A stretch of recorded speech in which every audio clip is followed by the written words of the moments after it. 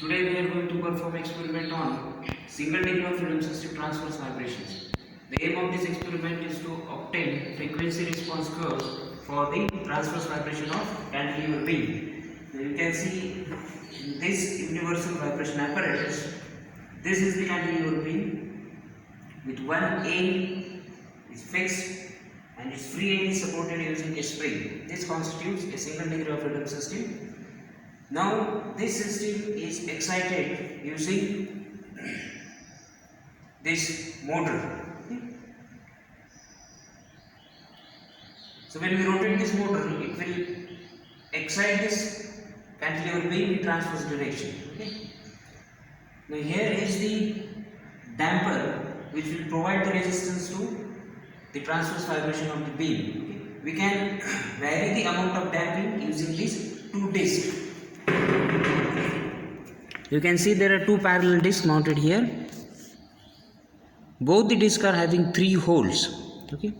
Now if we match these 3 holes, that condition is of low damping. Okay. When we match only 2 holes, that represents condition of medium damping, and if we match only 1 hole, that represents the condition of high damping. So we are going to record the response of the vibrations of this cantilever beam for these 3 different amounts of damping. The amplitude of vibration will be recorded on this strip using this sketch pen. When we vibrate the beam, it will record the amplitude on this paper. Okay. We can change the exciting frequency using this control panel. Simultaneously, we are going to measure the time required for 10 number of oscillations so that we can find out the damped natural frequency of this system. First of all, we will start the strip motor so that paper is traversed in horizontal direction.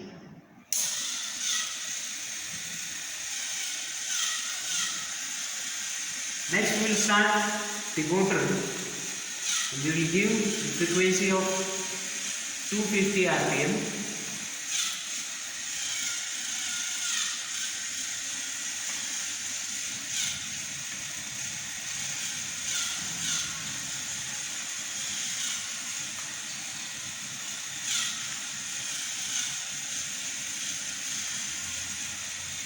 So the exciting frequency is 250 rpm. Now we will set the damping.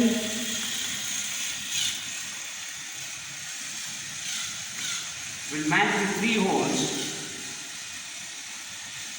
to provide the condition of nil damping. I have matched the 3 holes of these 2 discs. So this is the condition of nil damping. Now for this 250 rpm,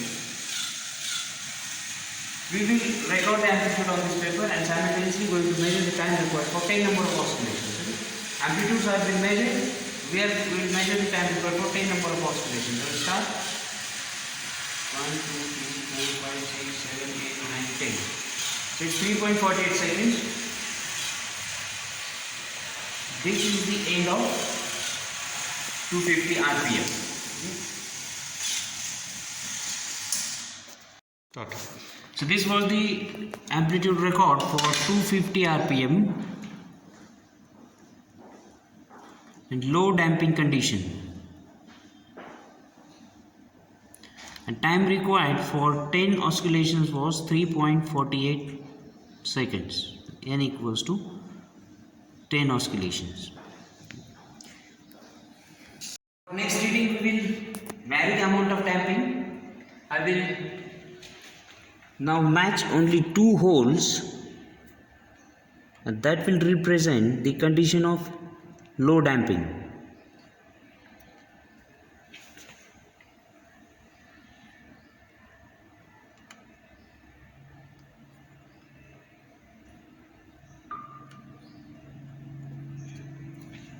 So I have matched 2 holes. Previously 3 holes were matched. Now this is the condition of medium damping. I will repeat the procedure for medium damping. Okay? We'll record the amplitude on this paper. I will set the exciting frequency to 250 RPM.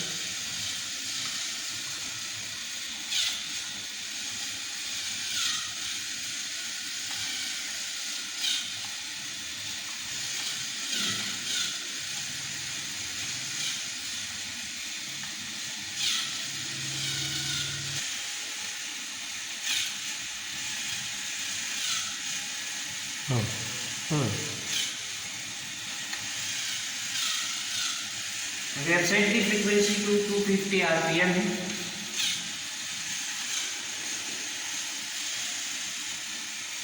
The amplitude is getting recorded on this strip.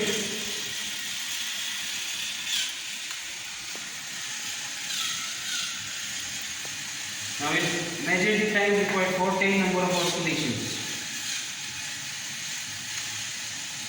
Start 1, 2, 3, 4, 5, 6, 7, 8, 9, 10. We will repeat this. 1, 2, 3, 4, 5, 6, 7, 8, 9, 10. It's 2.63 seconds. We aim here.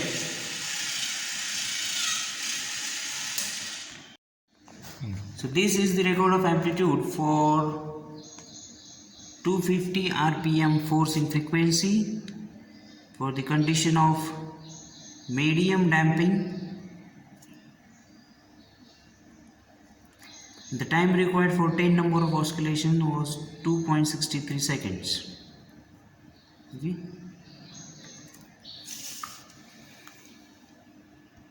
We will change the amount of damping.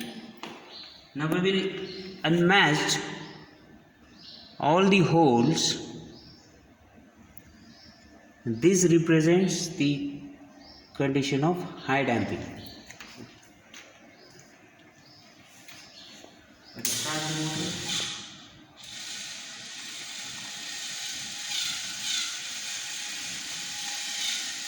And increase the speed so that exciting frequency becomes equal to 250 RPM.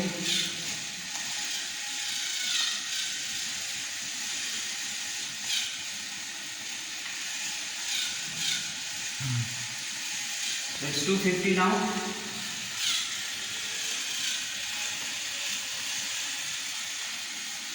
Now we'll measure the time required for 10 number of oscillations. Start 1, 2, 3, 4, 5, 6, 7, 8, 9,